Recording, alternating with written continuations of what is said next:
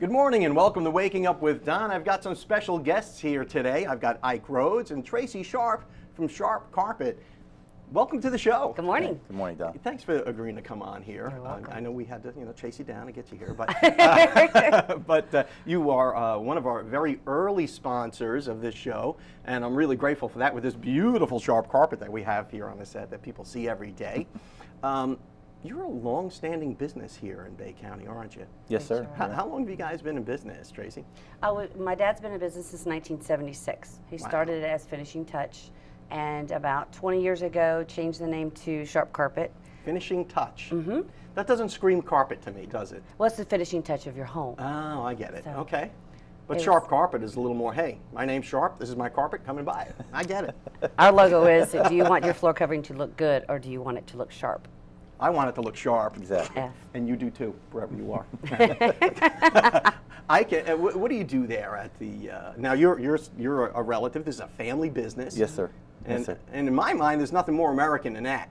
Right. Having a family business and having everybody chip in. Well, that's very important to us because our employees, we feel the same way about, whether it be our sales staff, our administrative staff, or even our installers. I mean, we're very fortunate in our business that most of the people that work for us and with us have been with us a long time. And I think that adds some stability, and that's what makes us as good as we can be. 40 years, to answer your question, almost 40 years in business here in Bay County. Yeah, and going strong. Yep, so far. Yeah. Doing good. And I like the whole concept of that whole family thing. So Yeah. even if your employees don't share any DNA with you, Correct. they're still considered family. Absolutely. No question about it. So they're trustworthy and they're members of the Sharp team. That's exactly right. Yeah, we're all accountable for what we do to make our business successful, so that's why it's important to us. So when take me through a typical experience. Like, say I'm a customer, I just bought a new house, or have an older home that I want to recarpet. If do I need to make an appointment, or can I just show up at Sharp Carpet? What do I do? You can just show up, but if you know someone that's been in like a regular salesperson that you've worked with, please come in and ask for them. Mm-hmm. But it's you can walk right in and get a decorator. Okay. Yeah. Yeah. So we could walk in. I could just show up there one day and say, "Hey, we're trying to figure something out, and you can help us choose a carpet and price it out for us, and walk out with a good idea." Absolutely. Yeah. The thing about our sales staff is they're exposed on a daily basis to all the new trends. They go into a bunch of new houses every year, so they see things that other people have done or that we've done for them, and they can share those ideas. And really, buying your floor covering is a lifestyle. You got to look at how do people live. Do they have animals? Do they have children? Yeah. And you make decisions based on that to best perhaps serve them and their needs so that maybe they can get the most out of their purchase. Or do you have children that act like animals? There's a special carpet for that too, right? Well, kind of, yeah. There is. But do you see those trends come and go? Like, we had Fohan come in. They threw this. They put this throw carpet down here that is shag. Yeah.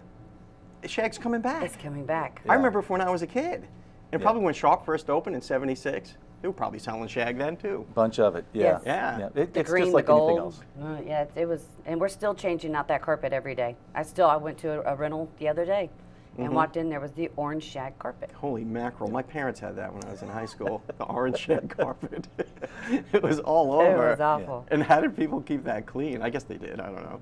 It's amazing what carpet can hide. If Yeah. It's, I used to like Berber. That was something that kind of came and went. Do people do that anymore? It did. It's very little. It's a much smaller part of what we sell anymore. Just like with anything, there's good and bad about every product. And Berber was huge 10 years ago, 15 years ago, and it kind of ran its course. And I'm sure someday again we'll see it. It'll come back. Absolutely. What's old is new. Well, we're getting level loops now, which is a Berber with a cut pile mixed, and it makes great, beautiful patterns. So that's kind of a growing trend that's starting, and it's trackless too. So a lot of people don't want to see the vacuum cleaner marks and footprints marks. And I know, because when I vacuum, I always try to make it in a row. You want to make it symmetrical and everything. We have to run to a break right now, but maybe on the other side of that, you can show us some of the things that you've got out there at Sharp Carpet. Sure. We'd love to. You're watching Waking Up with Don, and now to your local weather, brought to you by the good people at the West Pittman Law Firm. Go to westpittmanlawfirm.com. Welcome back to Waking Up with Don, and thanks so much for watching. I have my friend Tracy Sharp here from Sharp Carpet, and we were talking about carpet a lot in the previous segment, but it's not just carpet that you guys do there, No, is we it? do a lot of hard surfaces. What is this thing here? This is an engineered hardwood floor that is so structurally sound and just gorgeous. It's actually recommended for your high traffic areas, you know, like the living room, the hallways, things like that. Now this is recommended for a Florida climate, isn't it? It is engineered hardwood floors versus solid. Solid cannot withstand all the moisture that we have here in Florida, so we highly recommend the hardwood floors that is actually several layers of hardwood floors overlapping one another, and it protects the outside moisture layer, and you will have a beautiful product for you. So it's actually better than wood. It's better a really than solid wood. Isn't that amazing? It's still hardwood. But it holds up to the Florida humidity Sure like nothing else that you have there, That's right? right. Awesome stuff. This is beautiful stuff. So Sharp Carpet is kind of a misnomer. It should be like Sharp everything you walk on. That's correct. Store. If Okay, you that's a mouthful. If you put it on the floor, we can make it look pretty. What else do we have here? We have exactly the same look, but in a different product. We have a porcelain hardwood floor look. This is tile. Okay. Wow. Like a ceramic tile. It feels Very like tile. heavy. Tracy, you should have said something. I would have grabbed it for you. It's okay. But it is a porcelain grade. It's actually, they've got it so looking so good that's hand scraped. It's got that texture on it where it's not slippery. I don't know that you could see this on TV, but this is like a big piece of rock. It is. I mean, it's heavy, but it looks so much like wood, and it has a feel of wood too. It actually, and it's not flat like a tile. No. It's actually got the texture and everything It that does. you would Good expect for of slip a. resistance. Yeah. And it's commercially rated. You can put it in offices, and but really in high traffic areas of your home. I would imagine this would last forever too. This would. You know? This will make it through a flood. I bet you would. I mean, it's not wood, right? No, it's So, tile. It's That's ceramic amazing. tile. That's amazing. And there's to me. one more product that looks like Okay. it, but this is kind of a growing trend, is the luxury vinyl tile. It is. Oh, this is a little lighter. We can It pick is this a up. lot lighter, yes.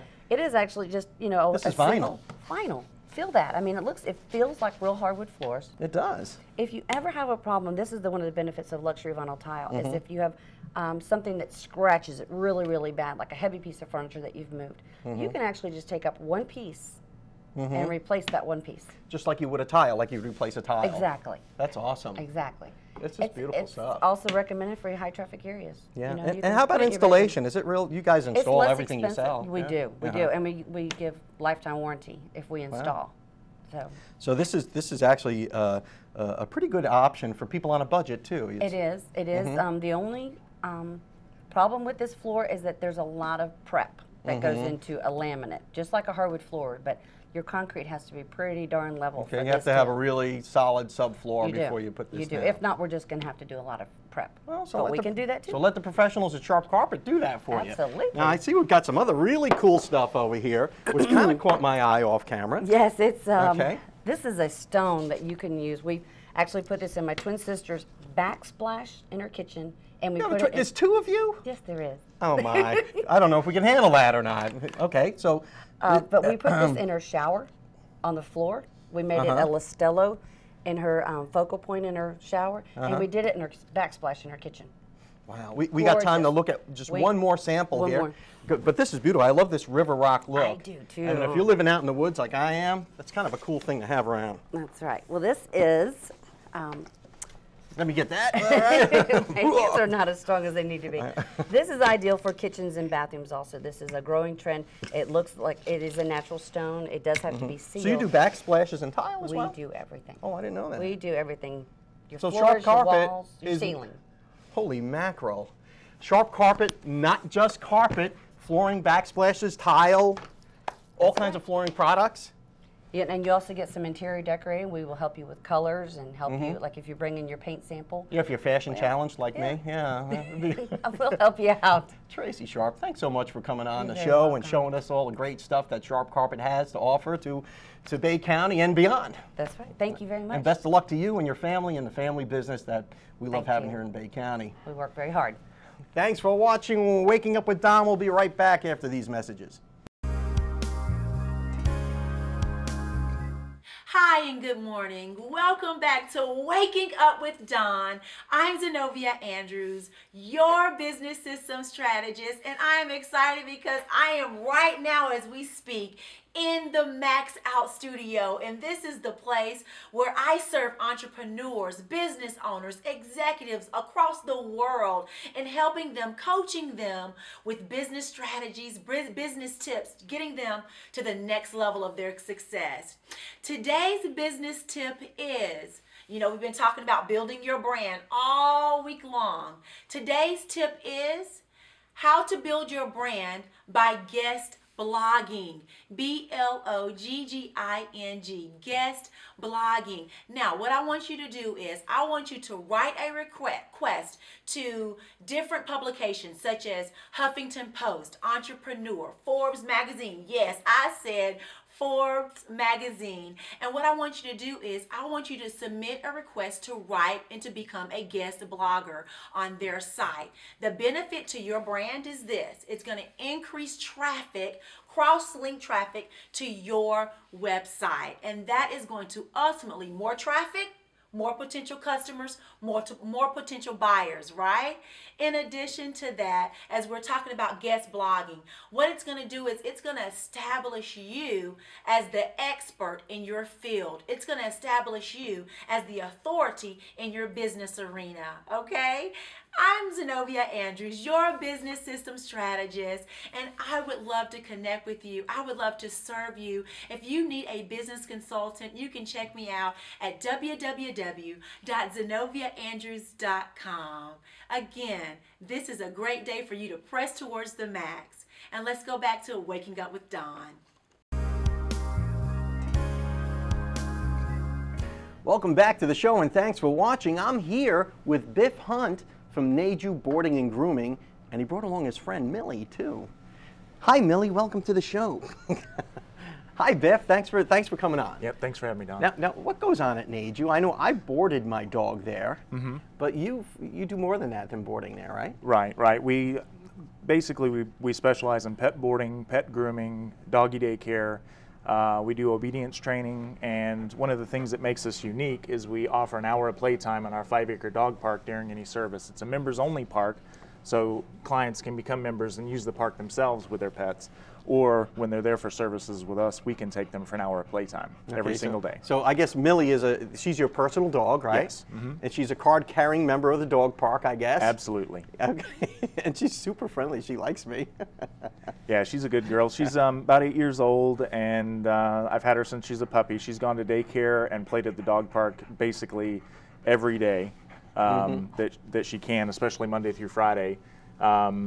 And what we find is just the neutral socialization away from the security blankets of mom, dad, yard, car creates a much more well-rounded social pet because they're able to practice being in different social structures with the other dogs, with the employees of the facility. And it desensitizes them to overstimulation when the doorbell rings or when new people come over. Well, dogs, people watch the Dog Whisperer and things like that, Right. and dogs have their little personalities and their little idiosyncratic behaviors that, I mean, we have a dog that has never met a stranger in her life. Right. I mean, when the doorbell rings, it could be anybody. Really, it could be an axe murderer at the door. My dog will greet them friendly, So, dogs do have personalities like people, don't they? Absolutely. I meant to ask you, and it's been kind of bothering. Naju, that's an unusual name. Yes. How did you get that name? Well, in the 60s and 70s, my parents bred, raised, and showed dogs professionally in AKC, and it was popular then to take the husband and wife name and combine letters. So Naju is my mom's, or N-A is my mom's first name, Nancy, and J-U is Julian, which is my dad. So it's like Brangelina, right? Or yes. Benifer. Yeah. They were cool before it was cool to combine a couple's names. Yeah. Absolutely. But the interesting thing is they would send dogs all over the country for dog showing, and my mom was actually in South Florida at a dog show and walked up and saw an American foxhound that looked really nice at this confirmation dog show, and she asked where did she get it? It was really nice, and she said some little kennel in Panama City, Florida. Well, it was my mom and dad had bred the puppy, and she had purchased it. So they realized at that time that they needed to create a unique name that would identify the kennel. Yeah. And when I was born in 1975, they basically converted their personal kennel for showing dogs, converted into a public facility where we would care for people's pets. So from there, it just kind of grew, right? As really, you know, it was a love of animals that started your parents on this, and now it's a very successful and reputable business here in Bay County. Because I know our little Sandy has spent some time at Naju over the years, and she always comes back happy and friendly and all that stuff. Excellent. What I want to be able to do in the next segment, and we have to run off to a break, is maybe what do dog owners need to know? What are some of the basics that your dog should know so your dog isn't totally obnoxious? But let's get off to this break right now, and on the other side of that, maybe we can have a conversation with Millie and you and figure out, you know, what everybody's dog should know to be well received by others. Sure. Thanks for watching. We'll be right back after these messages. Welcome back to the show. I'm here with Biff Hunt from Naju Boarding and Grooming and his friend Millie. Yes. Biff, you're an expert on pets. And what do people need to know about having a happy animal and a well-behaved animal? Well, we believe there's three main things that need to be in place to create the most well-rounded social pet that you can have. One, of course, is a loving family. That gives roots and structure. And that's kind of a given. I mean, anybody who adopts an animal is, you know, wants them, right? Of course, of course. You know, but they need that, of course. Two would be creating a consistent communication, everyone in the family speaking the same language to the pet. So a good structure and obedience is important. But we also find that another important factor is socialization in a neutral environment where you're actually removing the pet from the home, from the parents, mom, dad, yard, car, and going to a neutral place that's positive. And doggy daycare works great for that. So a loving home, consistency. Yes. Right? And that's really important. Very. And then having the dog out of his or her territory for a while to interact in a new environment somehow. Correct. They're able to practice being in different social structures. They get to practice being on different levels in a pack. And without the territorial issues, the territorial behavior of the self-confidence that comes from being around territory, it can bring out many different behaviors that are some positive and some negative. So if you pull a dog out of his element and he's not used to it, right, they could have some sort of aberrant behavior that may not be desirable. Sure. Sure. You know, somebody new coming to the doorbell ringing, friends coming over for dinner. You can see three basic behaviors: excitability, fear, timidness, sometimes aggression. Can be a multitude of all those at the same time. But the way to round off those social rough edges is to remove the dog from the territory that creates that and build self-confidence in a neutral area. I mean, people, you want, just like your kids, you want people to like your kids. Right. You want people to like your pet, too. Right. And you don't want to, oh, we're going over there and that dog always jumps on me. Right. I mean, who wants to go through that? Right, absolutely. And we can work on all of those things. I mean, even if you're going on vacation or you would just like doggy daycare during the day because your dog is at home alone for most of the day, you work long hours or crazy shifts, you know, we have before hours drop off, after hours pickup, so that you can actually access the facility without us being open. We also have a shuttle service, and we offer an hour of playtime. A shuttle service? That's correct. You mean you'll pick my dog up? Yes. Pick it up, awesome. Take it home, and then I have shuttle stops around town as well. And we offer an hour of playtime in our 5-acre dog park during any service. So the dog will not only learn how to, you know, function outside of his territory, but he'll also learn how to ride the bus. Absolutely. Which is great. Absolutely. Stuff. Now, what are some of the basic commands that Millie knows, and maybe you can show us? Well, and that everybody's dog should probably know. Right, right. She knows some basics. She knows how to walk on leash fairly well. She heels, she sits. She does down. We have some other fun stuff that we do a lot in the dog park, a lot of fetching. She catches the Frisbee and, you know, does a lot. I think dogs love that. They love having structure because they know what the expectations are. Right. And I think it makes for a happier dog, right? Absolutely. It's kind of like us in exercise. If we don't do some type of physical stimulation on a regular basis, then, you know, things start to happen. Well, with them, it's more of a behavior issue. It can be weight related and how physically fit they are as well. But you know, even more in behavior, if they don't have that outlet, most dogs are athletes by nature. Now, what are some of the basic things that dogs should know, and what can Millie do? Well, some of the basic things: sit, stay, heel, walking on leash, controlled. I noticed before you used hand motions. Can you show us Sure. some of that? I see you got a treat there. Millie down. Good girl. Yeah, I use the treat to lure her. It works really well. It makes it fun for the pet and rewarding. I just hold it between my fingers. I don't actually give her the whole treat. I let her nibble on it, just kind of baiting her. Millie, sit. Good All girl. right. Good girl. Millie, down. She's all about that treat, too. Millie, down. Good girl. Oh, Millie, sit. little wagging tail. Go figure. Stay. Stay. Stay. So she's actually sitting still because you Stay. told her to do that.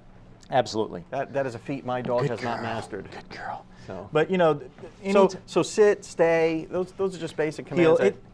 Yes, it seems very basic, but you know, if your dog is acting up when the doorbell rings and they know some type of obedience, putting your dog on a sit, stay on leash next to you is a very easy way to take the control away from the pet, so that the dog realizes, okay, you've stepped up to the plate and become the leader at that point.